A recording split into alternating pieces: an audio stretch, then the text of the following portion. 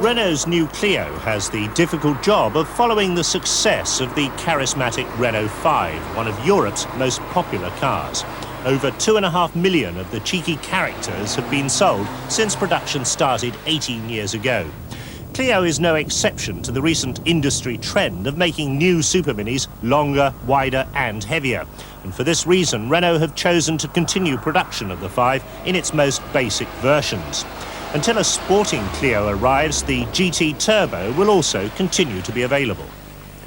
Renault claim to have given the Clio the longest wheelbase in the class, and that certainly helps stability and comfort on the road. Also gives lots of space for the occupants. However, there isn't very generous depth of glass in this design, and you feel slightly claustrophobic inside. With the teardrop effect at the back, rear vision is affected quite badly, and so is headroom for rear seat passengers. The interior of the Clio is fully trimmed. There's no bare metal on view anywhere, and that's unusual for a car in this class. Seats are comfortable, as you'd expect for a Renault. I particularly like these side rolls that hold you in place when you're cornering fast. Dashboard is pretty standard Renault layout, although the clock on the end looks a bit of an afterthought. I'm delighted to see they've retained the fingertip controls for the radio, so you can alter station and volume as you drive along without taking your eyes off the road. The boot is one of the largest in the class, and it swallows 2 large suitcases with room to spare. The high-spec RT version will have these attractive alloy wheels in Britain. The catalyst fitted to this 1.4-litre engine has definitely taken the edge off the performance. Subjectively, it feels quite slow, and by the stopwatch it takes 14.5 seconds to 60 miles an hour. That's almost 3 and a bit seconds more than the non-catalyst car. The ride is good, although if you put 3 adults in the back, the tail tends to sag somewhat and your headlights become rather high, and there isn't a headlamp adjusting device.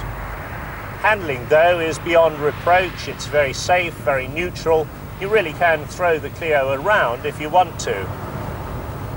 It doesn't roll like the old Renault 5. In fact, of all the superminis, it's probably got the flattest cornering you can get. We were also impressed by the Clio's refinement. It's probably the quietest of all small cars at motorway speeds, and it should be well up to the task of taking French families to the south for their annual holidays. Greater body rigidity and a hydraulically mounted front subframe on most models are major contributors to the improvements.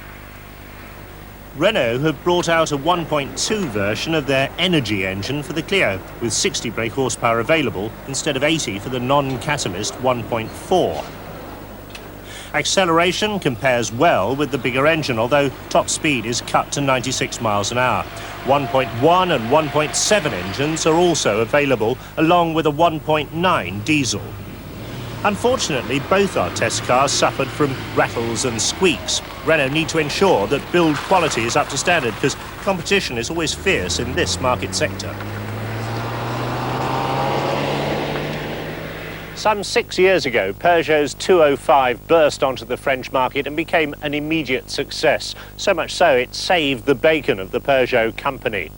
Well, how does Renault's new Clio stand up against such established competition?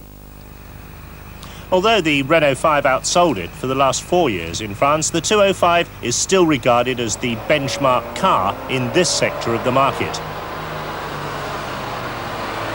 Against the Clio, it's noisier, it's less roomy, particularly in the boot, and the Renault has the edge on ride.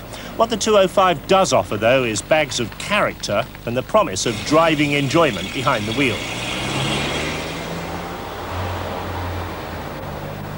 That could ultimately prove the Clio's problem.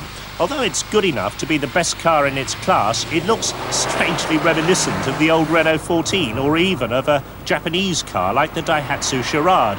And it's debatable whether there's enough of the traditional Renault character to sell the car to those who are used to the old 5. The sales figures will be interesting when the Clio arrives in Britain in March next year. The good points of the Renault Clio are its ride and handling, its overall interior space, and its high levels of refinement. On the debit side, there's the rear visibility, a question mark on build quality, and a relative lack of character. Now, Clio got that name because Renault carried out a great